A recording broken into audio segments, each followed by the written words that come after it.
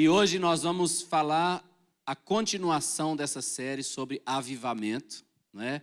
E o que é avivamento? Eu vou te contar algumas historinhas de avivamento aqui, né? E para você entender, avivamento é quando Deus traz a vida dele para dentro da nossa.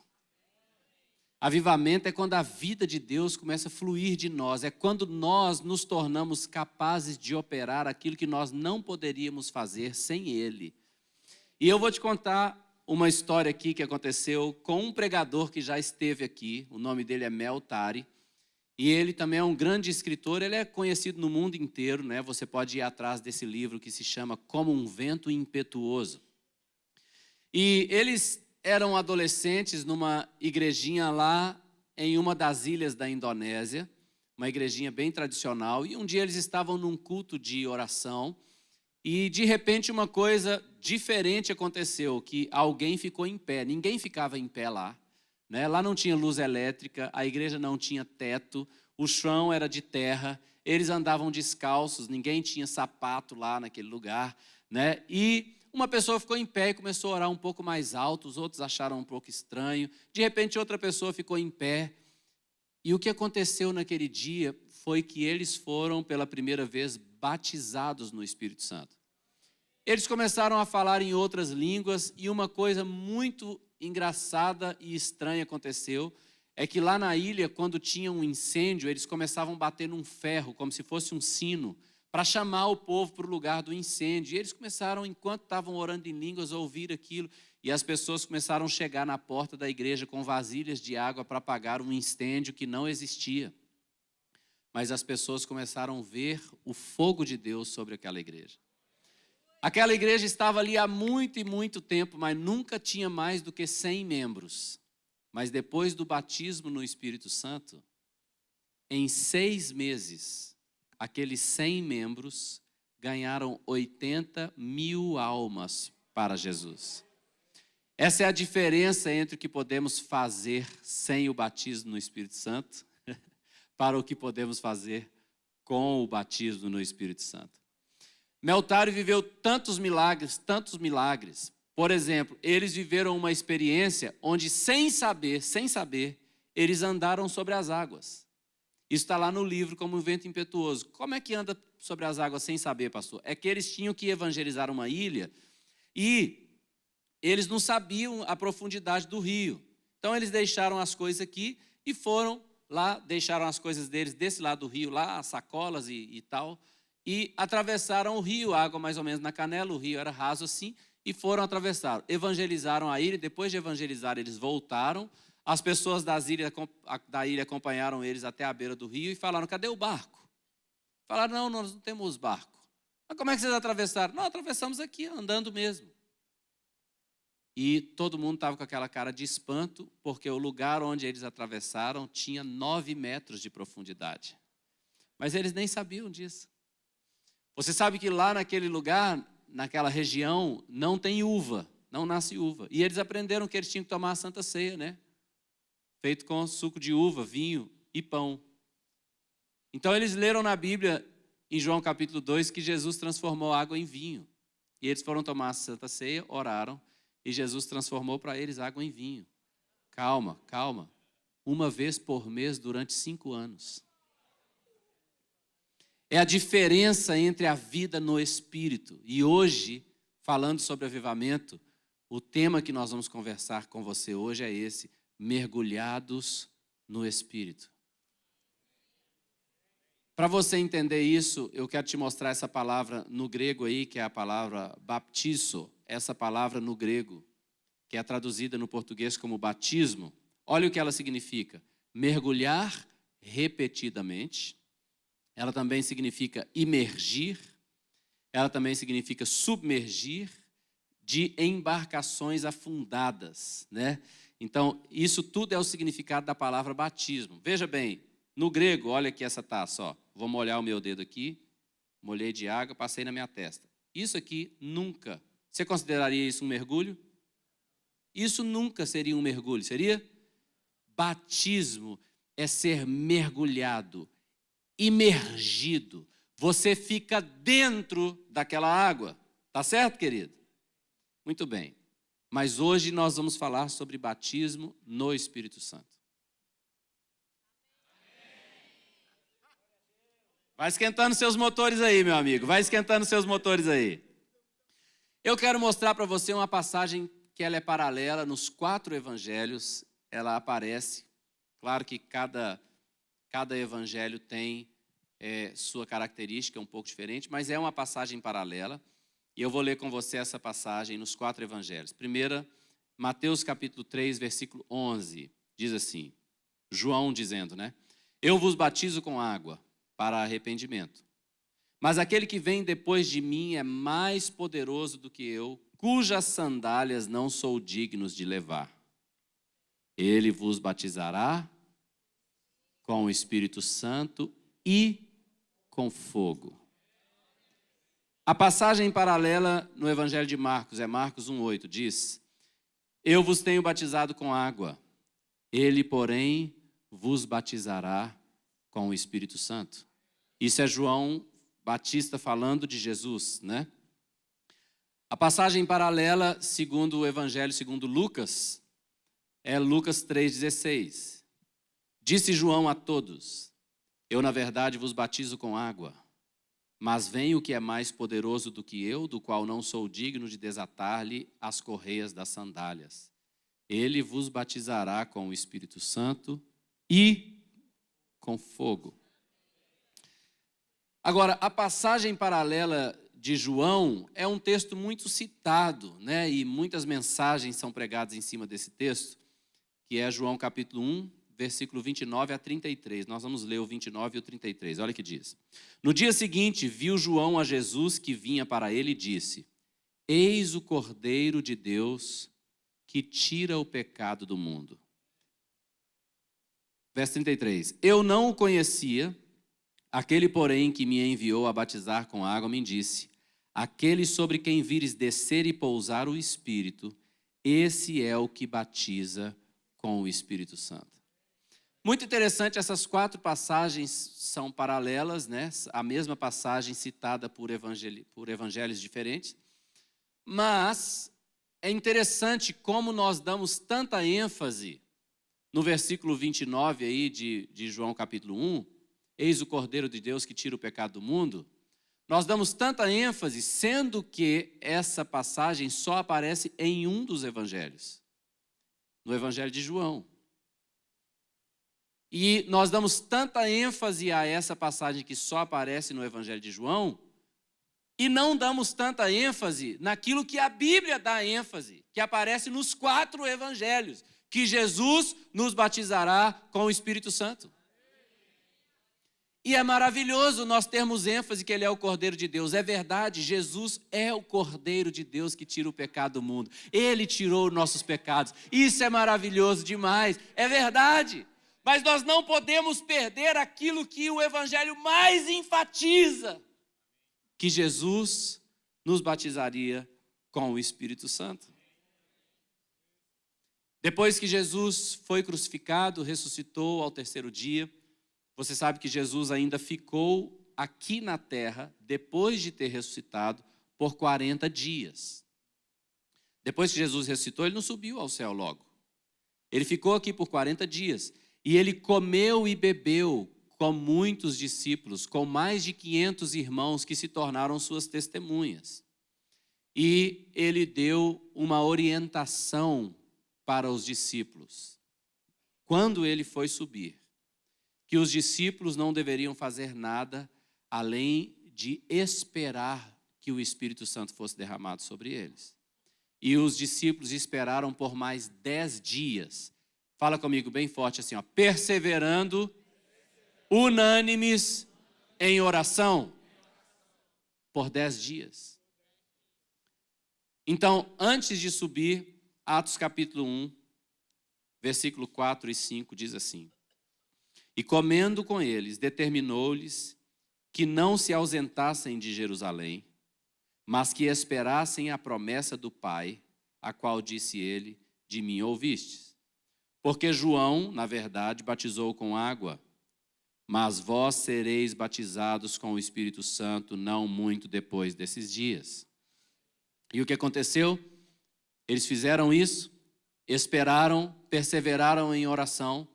E no versículo 4 do capítulo 2 diz assim: todos ficaram cheios do Espírito Santo e passaram a falar em outras línguas, segundo o Espírito lhes concedia que falassem.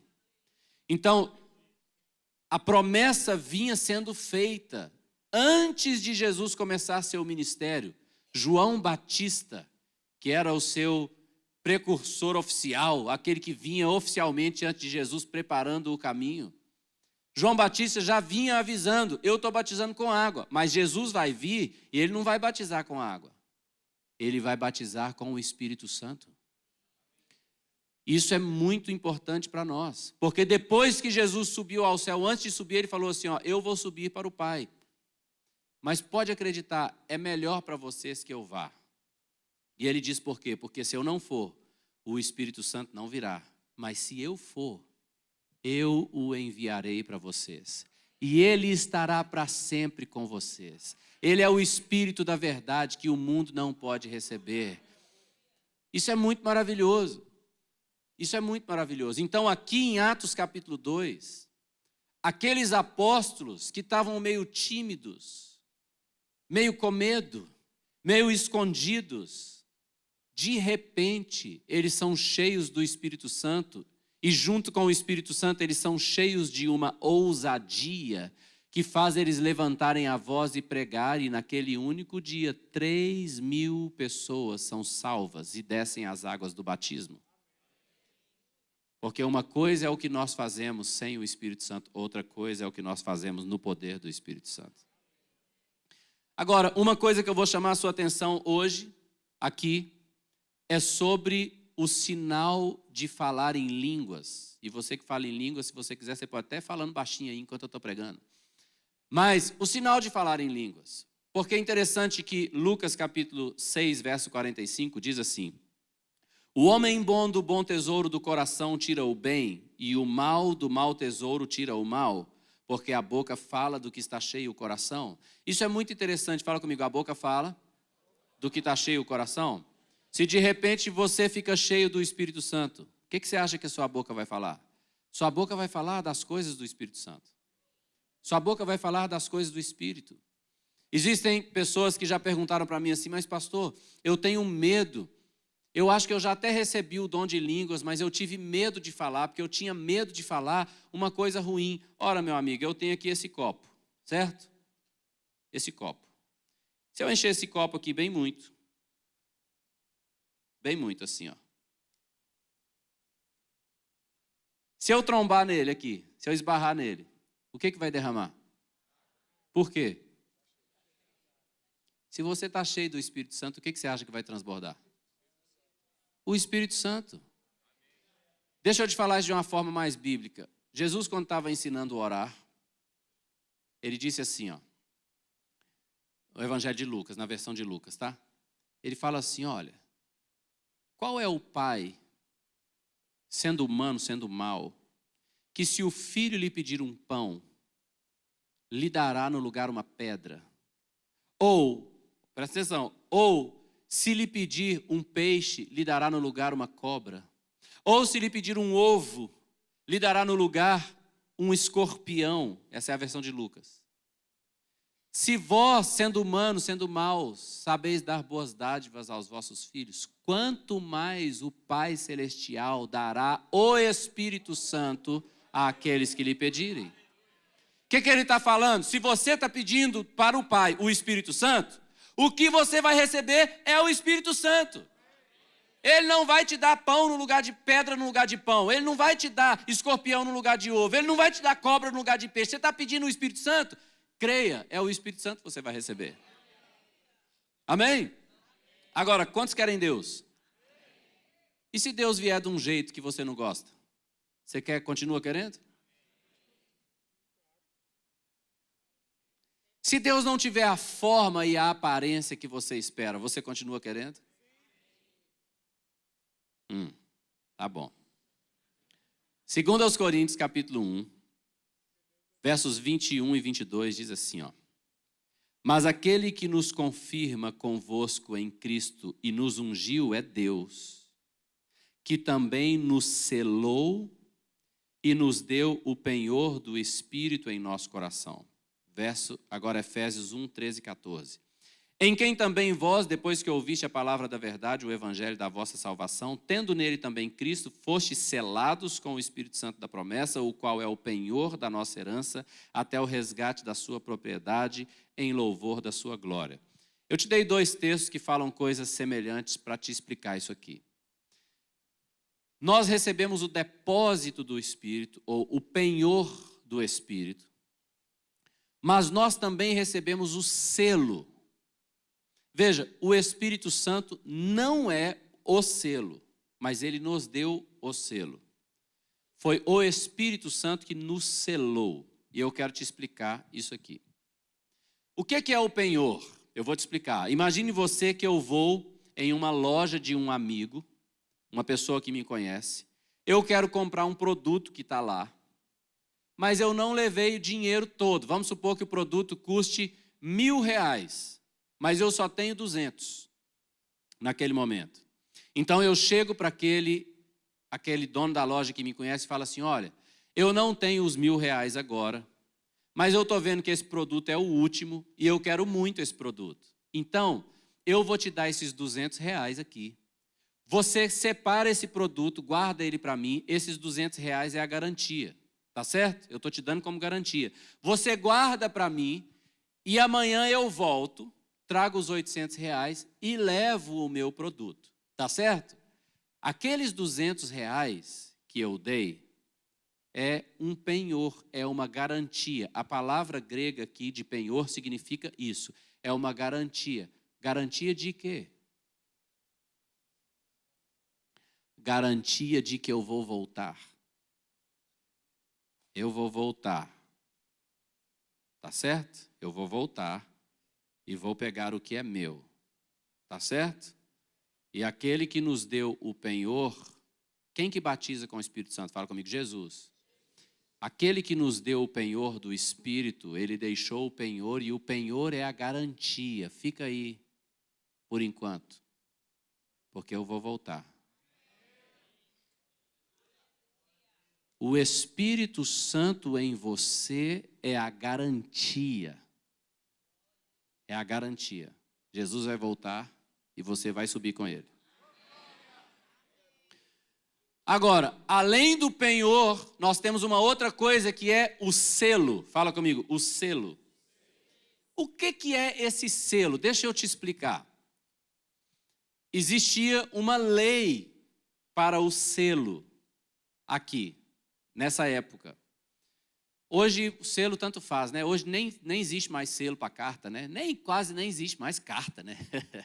Mas eu já tive até coleção de selo, é verdade.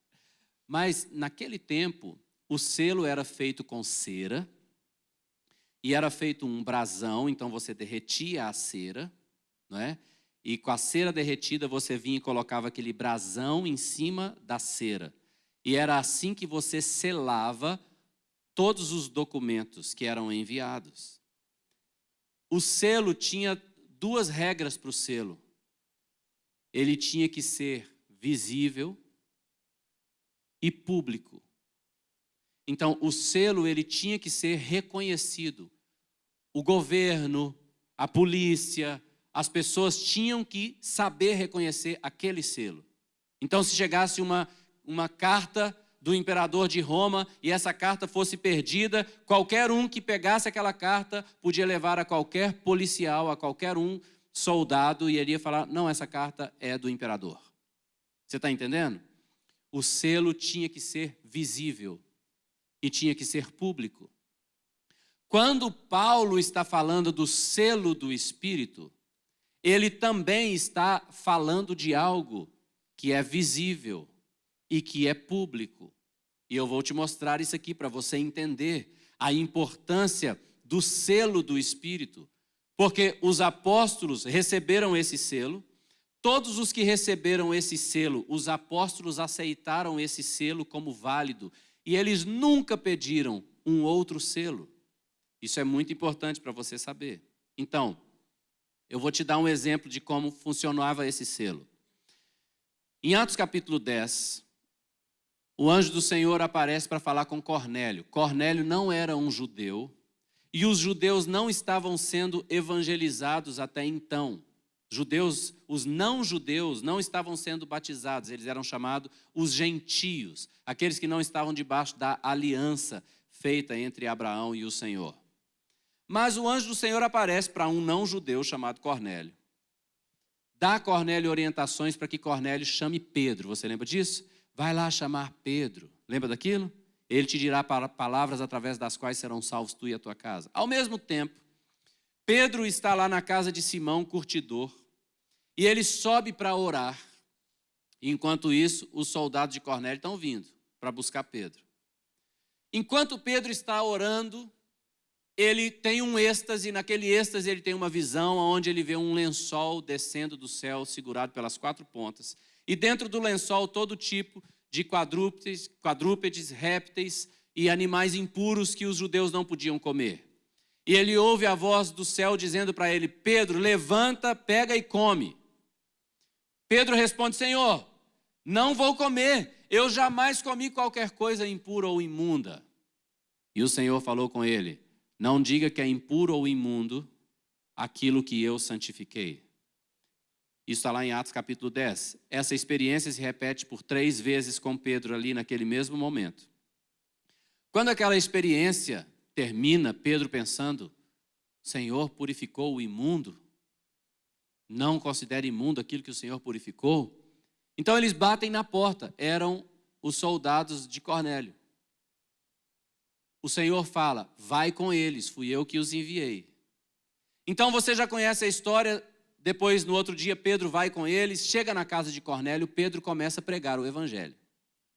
E enquanto Pedro está pregando o evangelho, o Espírito Santo vem sobre todos os que ouviram a pregação. Agora eu te pergunto, Pedro viu o Espírito Santo? Porque o Espírito Santo é invisível. Pedro viu o Espírito Santo? Pedro viu uma fumaça? A Bíblia descreve que Pedro viu uma nuvem descendo sobre eles. Pedro viu uma pomba descendo sobre eles. Então como é que Pedro sabe que o Espírito Santo desceu sobre eles? É bom deixar a Bíblia responder. Pedro viu, porque todas as vezes que o Espírito Santo veio batizar, ele fez e ele selou. Ele deixou o selo do Espírito. Fala comigo, o selo do Espírito. Fala comigo, visível e público. Visível e público, o selo do Espírito. Então, quando Pedro viu que eles foram batizados no Espírito Santo, então Pedro falou: eu não posso negar de batizá-los nas águas, porque eles foram purificados. Ele lembrou da visão. Como que eu vou considerar imundo aquele que o Senhor purificou? E aí Pedro foi lá e batizou os gentios pela primeira vez, e graças a Deus, por causa disso, nós estamos aqui. Mas olha para você ver a conclusão de Pedro, Atos 10, 46, olha o que diz. Pois o quê? Os ouviam falando em línguas e engrandecendo a Deus. Então, ou seja, porque eles ouviam que eles estavam falando em línguas e engrandecendo a Deus, então, perguntou Pedro, porventura, pode alguém recusar água para que não sejam batizados? Estes que, assim como nós, receberam o Espírito Santo? Como Pedro sabia que eles tinham recebido o Espírito Santo? Porque eles falaram em línguas e engrandeceram a Deus. Isso é muito interessante, porque este é o selo, o sinal do Espírito Santo falando: passei aqui, paf. Sou eu que estou fazendo isso, paf.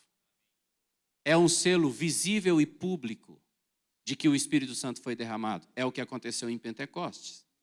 Agora, nós vamos conversar um pouquinho sobre isso aqui. Porque muitas vezes, muitas pessoas têm levado o evangelho como se o evangelho fosse uma coisa chique. No Brasil, o evangelho está ficando chique. Né? Os prédios estão cada vez mais... Olha os prédios que nós... Olha a poltrona que você está sentado, meu Deus do céu. Olha esse piso aqui, nem Salomão, toda sua glória, teve um piso como esse. E está virando moda, né, ser evangélico. E as pessoas estão, às vezes, querendo... Né, você entra num salão como esse, é tela para você ver, é filmagem, é coisa chique. Mas as pessoas nunca podem esquecer que o evangelho não vai à frente por causa da eloquência de ninguém. O evangelho não vai à frente por causa da influência de ninguém. O evangelho não vai à frente por causa da beleza de nada que se faz. O evangelho só pode ir adiante pelo poder do Espírito Santo.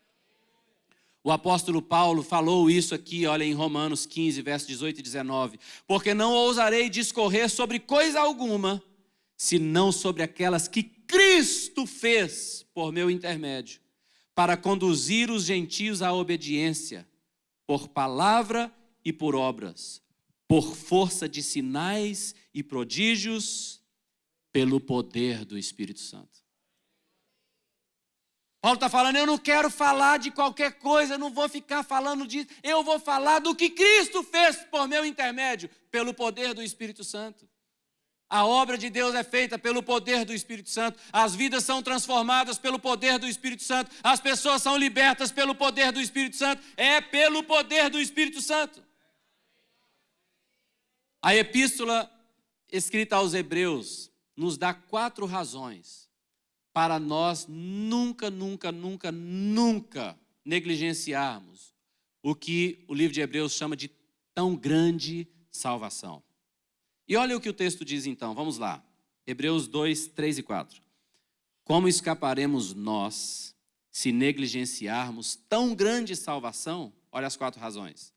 A qual tendo sido, número 1, anunciada inicialmente pelo Senhor. Ou seja, a tão grande salvação foi em primeiro lugar anunciada pelo próprio Cristo. Foi Jesus quem pregou o evangelho que hoje repetimos. Então, isso é suficiente para dar crédito já? Com certeza, mas ele ainda dá uma segunda razão. Foi-nos depois confirmada pelos que a ouviram, porque os que ouviram a mensagem de Jesus deram a própria vida por causa dessa mensagem. Morreram crucificados, queimados, partidos ao meio, decapitados. Então eles estão falando, lembra das testemunhas. Porque para nós é uma história muito passada, mas para eles aqui era muito recente, todo mundo sabia, os cristãos estão morrendo. Você está entendendo? Muito bem, verso 4. Número 3. Dando Deus testemunho juntamente com eles por sinais, prodígios e vários milagres. E número 4. Por distribuição do Espírito Santo, segundo a sua vontade. Então, 4 razões para nós nunca desprezarmos tão grande salvação. Razão número 1, foi Jesus quem anunciou. Foi Jesus quem anunciou. Número 2, essa mensagem foi confirmada pelas testemunhas que deram sua própria vida por causa daquilo. Número 3, o próprio Deus deu testemunho por sinais, prodígios e vários milagres. Por isso nós não podemos desprezar tão grande salvação. E esses sinais e vários milagres continuam acontecendo no meio de nós até hoje. Deus continua dando testemunho do poder da sua palavra até hoje. E número 4, o Espírito Santo foi distribuído. Quando o Espírito Santo é derramado, querido, nós não podemos tirar o valor de tão grande salvação. Amém ou não? Eu quero insistir então um pouco mais com você nessa pergunta. Como que os apóstolos entenderam que foram batizados no Espírito Santo? Como eles entenderam que as outras pessoas estavam sendo batizadas no Espírito Santo? Se o Espírito Santo é invisível. Você sabia? Nenhuma única vez a Bíblia cita o choro como uma evidência do batismo no Espírito Santo. Chorar. Nenhuma única vez. Nenhuma única vez a Bíblia cita rir como uma evidência do batismo no Espírito Santo. Nenhuma única vez a Bíblia cita cair no chão como uma evidência do batismo no Espírito Santo. Mas a Bíblia sempre cita o falar em línguas e profetizar. Sempre. Falar em línguas e profetizar. Quando o Senhor te enche, a sua boca fala do que o seu coração está cheio. Então, agora eu quero entender com você um pouquinho aqui sobre o falar em línguas. Agora ficou bom. Veja bem, eu já vi muitas pessoas que dizem assim: pastor, falar em línguas é falar em outro idioma. Tipo assim, falar inglês ou francês. Deixa eu te explicar. Não é mesmo. E eu não estou desconsiderando que esse dom de falar em outra língua também existe. E eu já vi esse dom de falar em outras línguas acontecer aqui. Quando se lembra da equipe do Randy Clark? Né? O Randy Clark de vez em quando está aqui treinando a gente sobre curas e milagres. E uma vez, uma irmã da equipe do Randy Clark estava aqui orando por um pastor. E ela orando em inglês e o tradutor traduzindo para português. E de repente, aquela irmã que estava orando pelo pastor, ela começou a orar em línguas. E obviamente, então, o tradutor parou de traduzir porque ela estava só orando em línguas. E ela foi orando em línguas com a mão assim sobre o pastor. E de repente, aquela americana começou a falar português. Mas ela não sabia que ela estava falando português. Ela achava que ela estava falando em línguas. E aí ela começou a falar português, o pastor começou a chorar muito. E aí ela falou várias coisas para aquele pastor. E aí quando ela terminou de orar, a tradutora perguntou para ela: você tem noção do que acabou de acontecer? Ela falou: sim, eu estava orando em línguas e eu vi fortemente o poder de Deus vir sobre aquele pastor enquanto eu orava em línguas. Ela disse: não, você estava orando em português. E eu lembro daquela americana falando: what?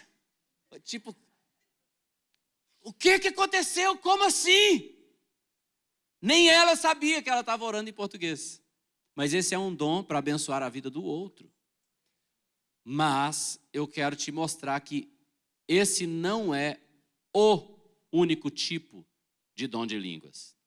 Então vamos olhar comigo aqui a primeira carta de Paulo aos Coríntios, capítulo 14. Versículos 2 em diante, nós vamos ler vários versículos desse texto. Mas vamos lá, olha lá. Pois, vamos ler em voz alta? Pois quem fala em outra língua não fala a homens, senão a Deus, visto que ninguém o entende e em espírito fala mistério. Então deixa esse versículo na tela para mim. Primeira coisa, não fala a homens.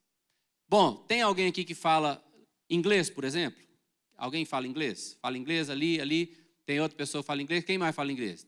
Gente, tem mais gente precisando estudar inglês aí. Tá. Então, veja bem, se eu chegar aqui e eu começar a falar inglês, essas pessoas que levantaram a mão vão entender o que eu disse. Sim?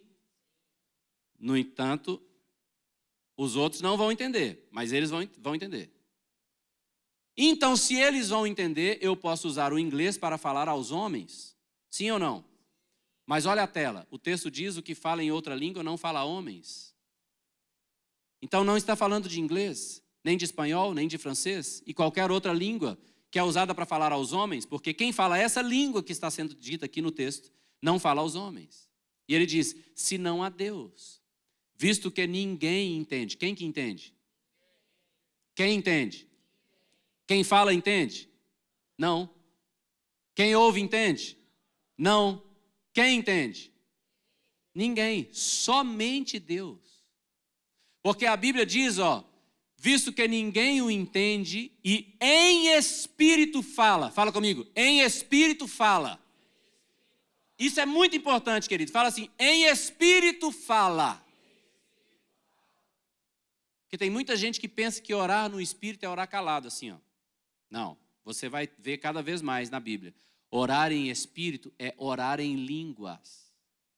O que fala em outra língua não fala a homem, senão a Deus, visto que ninguém o entende. E em espírito fala mistérios. Ah, meu amigo, quando você está orando em língua, você está falando com Deus mistérios. Às vezes você está pedindo, o seu espírito está pedindo a Deus para entrar e tirar da sua vida aquilo que a sua alma não tem coragem de pedir. É o famoso telefone vermelho, só entre você e Deus. Nem a sua própria alma pode impedir essa oração. Então ele continua dizendo no próximo versículo: mas o que profetiza, fala aos homens, edificando, exortando e consolando. A palavra exortar significa jogar para cima, te encorajar, te trazer aquele ensino que te levanta. Toda profecia bíblica, ela edifica, exorta e consola. Se não te edifica, não te encoraja e não te consola, joga fora, que não é profecia bíblica. Está um monte de gente dentro das igrejas aí profetizando profecia de demônios. Eu estou vendo na sua vida uma doença terrível, porque você está em pecado. Pode jogar fora, filho. Pode jogar fora sem dó. Ah, pastor, mas eu ouvi uma pessoa que profetizou e se cumpriu mesmo, porque na hora que a pessoa recebeu, o medo entrou. Não é só a profecia de Deus que se cumpre, não. O diabo é bom de profetizar e fazer cumprir, porque você abre a porta através do medo. Quando o apóstolo Paulo está ensinando aos Tessalonicenses sobre profecia, ele fala para você não desprezar as profecias, julgar todas as coisas e reter o que é bom. Então repita comigo, por favor. Não desprezeis as profecias, julgai todas as coisas e retende o que é bom. Olha o que ele está falando. O que não for bom, você pode jogar fora. Deus não tem nada ruim para te dar. A gente só dá o que tem. Deus só tem coisa boa para você. Você devia estar mais feliz com isso.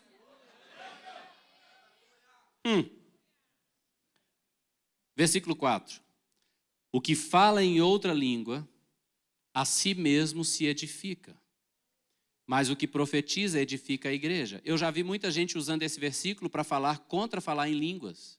Eu não entendo como eles podem pegar um texto desse para falar contra falar em línguas, se o texto está falando que quem fala em línguas a si mesmo se edifica. O que é se edificar? Olha para mim, se edificar é isso aqui, ó. Você está se tornando grande, forte, poderoso. Você está se tornando sadio na fé. Você faz isso enquanto você ora em línguas. Muito interessante. O apóstolo Paulo, depois então de falar tanto sobre isso, fala em línguas ou profetiza, o que fala em línguas a si mesmo se edifica, o que fala em línguas não fala aos homens, senão a Deus, visto que ninguém o entende, mas em espírito fala mistérios. E aí ele chega num ponto do texto que ele faz essa pergunta no versículo 15. O que farei, pois? E ele diz, orarei com o espírito, preste atenção que é espírito com E minúsculo. É o seu espírito. Orarei com o espírito, mas também orarei com a mente. Então presta atenção que isso aqui é importantíssimo. Orar com o espírito não é orar baixinho só na sua mente.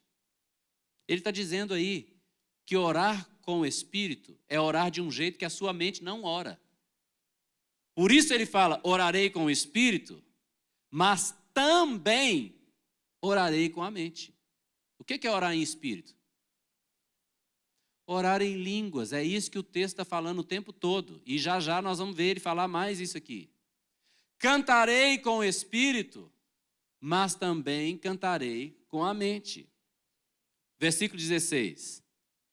Se tu bendisseres apenas em espírito, olha bem, isso está grifado para você entender. Sabe o que é bem dizer? É dizer bem. Dizer bem. Você não tem como orar com o Espírito só na sua mente, é com a boca. Por isso ele está falando, se tu bendisseres apenas com o Espírito, ou seja, fala comigo, orar com o Espírito é falar. Bem dizer, querido, é dizer bem, tá? Isso é bem dizer, é dizer o bem. Então, como que você bendiz com o Espírito? É em línguas. Então, se tu bendisseres apenas em espírito, ou seja, apenas orando em línguas, como dirá o indouto o amém depois da sua ação de graça, visto que não entende o que diz? Deixa esse texto, que esse texto é muito importante. Então veja bem, ele está dizendo que você está bem dizendo a Deus, você está bem dizendo, ou seja, como é que bem diz? Fala comigo, boca falando o bem. Esse é o significado da palavra bem dizer, tá? Boca falando bem. Se tu bendisseres apenas no Espírito, ele está perguntando, como que a outra pessoa vai dizer o amém depois da sua ação de graça, visto que não entende o que dizes? Você está entendendo o que eu estou falando? Aqui o texto está mostrando uma pessoa que ele está em espírito falando, e o outro nem pode falar amém, porque o outro que está ouvindo esse aqui falar não está entendendo o que ele está falando. Por quê? Porque ele está falando em línguas. Correto? Aí, visto que não entende o que dizes. Visto que não entende o quê? O que dizes. Você está entendendo que orar com o Espírito não é orar calado? Próximo versículo 17. Porque tu de fato dás bem as graças, mas o outro não é edificado. E ele termina dizendo: dou graças a Deus, porque falo em outras línguas mais do que todos vós. Paulo está falando. Paulo tem esse tipo de expressão, orando em todo o tempo no Espírito. Aqui você vai ver que no texto de 1 Coríntios capítulo 14, é permutável a expressão orar no Espírito e orar em línguas. Este é o selo que os apóstolos receberam e nunca pediram por outro. Este é o selo que quando os apóstolos viram os outros falando em línguas, eles imediatamente aceitaram, foram batizados no Espírito Santo. Glória a Deus, vamos batizar eles nas águas então. É um sinal, um selo de que é o Espírito Santo que está fazendo aquela obra ali. Agora, deixa eu te dizer uma coisa. A Bíblia diz que os discípulos passaram a falar em línguas, mas não tem nenhum versículo na Bíblia dizendo que eles pararam de orar em línguas. A Bíblia diz que o justo viverá por fé. Quando o Senhor nos dá o dom, agora cabe a nós falar. Se o Senhor não te deu, então cabe a você pedir e receber. E você pode receber hoje. Mas o que eu quero que você faça é que ao receber, você tenha essa convicção. O Espírito Santo me deu um selo visível e público. Visível e público. Visível e público. Eu quero te falar que ser batizado é ser colocado dentro. Uma coisa é você nascer de novo e ter o que nós chamamos da primeira bênção, quando o Espírito Santo vem habitar em você. A outra coisa é quando o Espírito Santo desce sobre você e te envolve e você fica dentro do Espírito. Você é batizado no Espírito. Você é mergulhado no Espírito. Sabe o que acontece? Acontece que daí em diante, nada mais é sobre você, sobre a sua eloquência, sobre a sua capacidade, é tudo sobre Ele. Eu tenho certeza, eu até falei semana passada que eu citei o nome de John Wesley, né? Um dos maiores avivalistas do planeta. O que as pessoas não sabem é que ele teve 30 anos de ministério infrutífero sem ganhar nenhuma alma para Jesus. Até que o Espírito Santo desceu sobre ele. E ele foi batizado no Espírito Santo. E ele saiu correndo do lugar onde ele estava e se pôs a pregar. E dali, milhões de pessoas conheceram Jesus através da vida dele. Por quê? Porque agora ele podia falar como Paulo. Eu não vou ficar aqui discorrendo sobre qualquer coisa que eu fiz, mas eu vou falar sobre aquilo que Cristo fez através de mim, no poder do Espírito. Bem aqui, nesse lugar aqui, mais ou menos. Bem aqui, nessa frente aqui. Bem aí. Eu vi um cego. O nome dele era Sérgio. Todo mundo conhecia ele. Completamente cego. Eu vi Deus abrir os olhos dele. Bem aqui nesse lugar. Tinha um grupo de pessoas orando por ele, em volta dele. E ele começou a gritar: eu estou vendo, eu estou vendo, eu estou vendo. E eu falei com ele, o senhor está vendo o quê, Sérgio? Eu estou vendo você aí, sua mão balançando. Falei, você está vendo minha mão balançando? Sim, você está vendo minha mão? Sim, estou vendo sua mão, seus dedos, seus 5 dedos. Quantos dedos? 4, 3, 2, 1 dedo, 2 dedos. Deus abriu os olhos dele. Bem aqui. Bem aqui onde está o Roberto. Levanta a mão, Roberto. Aí. Bem aqui. Tinha um camarada que tinha tido um acidente de moto e tinha feito uma cirurgia e a mão dele não fazia mais esse movimento. E ele tinha 2 pinos e parafusos aqui. E, de repente, aqui, ele deu um grito bem ali. Ai! E ele sentiu, porque nós estávamos orando por cura, e ele sentiu um estalo e uma dor na mão dele. E, de repente, ele começou a fazer isso. E ele foi chamado aqui à frente para mostrar à igreja, porque os pinos e os parafusos desapareceram da mão dele.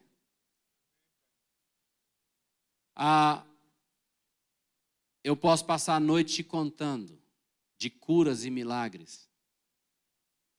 Eu me lembro de uma moça que foi na minha casa, esses dias ela até foi com a Ravena no life lá, no meu life, e ela foi na minha casa, e ela ia fazer uma cirurgia e ela tinha 18 cânceres malignos no corpo dela. E eu me lembro, para resumir a história, que eu estava lá com a minha esposa, mais uma outra pessoa, nós oramos por aquela moça, ela caiu no chão, ficou caída no chão lá por um tempo. Depois, quando ela estava acordando, nós ajudamos ela a se levantar. E eu falei com ela, você sabe o que Deus fez com você? Deus curou você. Ela estava com a cirurgia marcada.